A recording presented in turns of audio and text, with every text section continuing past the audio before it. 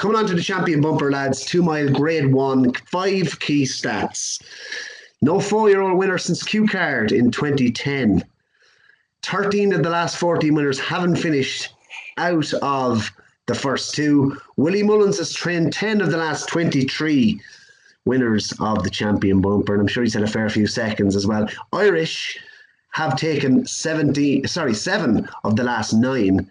So definitely keep an eye on horses that are trained in Ireland. And the last 5 winners have raced within 40 days of the festival. It looks an absolute vintage renewal, Davy Boland. Sir Gerhard, he's 2 from 2. Is he a bit skimpy though at 5 to 2, given the depth in this? Look, it's a very tough race to always pick a winner, but especially so early. You were saying that you'd always like to wait closer to the time, definitely for this race in particular. You always wait closer to the time, but I remember like last year, I backed the winner, Fernie Hollow, but I didn't back him until just before the off. But I thought the most important thing with him, obviously, was he being dropped out and being settled and all. But coming back to this, Sir Gerhard, I think he's every right to be this price. He's been very, very impressive. I don't think Pam Sly's horse will run in this. No, she's going to entry, isn't she? Yeah, which is a good shout, I'd say. There's some nice horses in this. Sir Gerhard obviously being the favourite. He beat a good horse at Gavin Cromwell's the last day. Chemical Energy is a horse that I know Jamie Codd has always thought an awful lot of. He told me about him before he ran in Roscommon. He was actually meant today and he didn't run. Then he went to Roscommon and he said he thought an awful lot of this horse. His form is very good. If you look back in his Down Royal win, the horse that was second has come out and won a maiden hurdle in Naas. He was meant to run today in Down Royal as well. He was favourite. Hollow Games, very good horse too, and very impressive point-to-point winner. But I think he'd need it very soft to see him at his best. But he's a very exciting horse for the future. Brandy Love, very impressive winning a point-to-point. She bolted up in Fairy House. She's good. She's plenty of pace. She'll stay. She'll go on any grounds. A horse that I do like as well is Take Tea. Thought was very impressive winning as well. So look, there's 5. It's very hard to pick.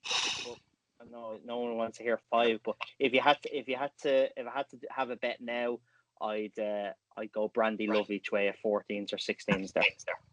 We're going to bypass Ronan Groome because he hates the champion bumper. He hates bumpers in general. Mike Vince, Willie Mullins looks absolutely stocked despite the 5 to 2. Good thing for Gordon Elliott. He's 5 of the first 10 in the betting. Davy mentioned a couple of them there. Kilcruit is 10 to 1. Brandy Love is a 12 to 1 chance. Ramillies is a 14 to 1 shot. Take Tea and What Do You Want, both 16 to 1. What do you like for this?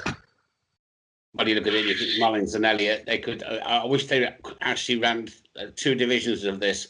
Run all Willie Mullins is in the first 5 go into the final. Run one of Gordon Elliott's and all 5 goes into the final, and it gives the punter something of a chance. I agree with Davey. I thought Brandy Love was hugely impressive at Fairy House, and I think because she's a mare, she's getting an allowance as well. I confirmed that I don't think Pam Sly is going to run. I think Eileen Dover will go for the mare's bumper at Liverpool. I liked I Am Maximus very much, winning the Cheltenham bumper in October. Not been seen since. Is in one of the hurdle races, and I Am Maximus actually the same as the David Pipe horse that went on to win the bumper was won the October bumper and was never seen again. But I do go back to the fact that every time I raise the subject of bumpers, this horse Deploy the Getaway gets mentioned. Not being seen. Whether it will be seen, only time will tell. But I'm looking at a sheet of paper that's got Deploy the Getaway at 33 to 1. If words count, that's a big price. I think Ramillies, he was mighty. I think the Mullins crew took a big blow in Reality Check, broke down sadly, and I think he could have met up into a champion bumper horse, but the next day at Leopardstown, Ramillies comes out and does what he does. He's 16-1, best price each way, point-to-point winner for Tom Lacey back in March of 2019. But yeah, look, he's a type that even from speaking to Tom, he felt as though he was a horse that was a late maturing horse. So the extra time, he's obviously a completely different horse than what we saw at Leopardstown last year. And I think he's probably the leading contender for the Mullins Yard. I would fancy him to go very well at the Dublin Racing Festival. By Shan too, I don't think the ground is going to be an issue to him, good or soft. I think good to soft, is going to be perfect for him at Cheltenham. And yeah, I could see him being halved in price. I think he's a big price now, Ramillies.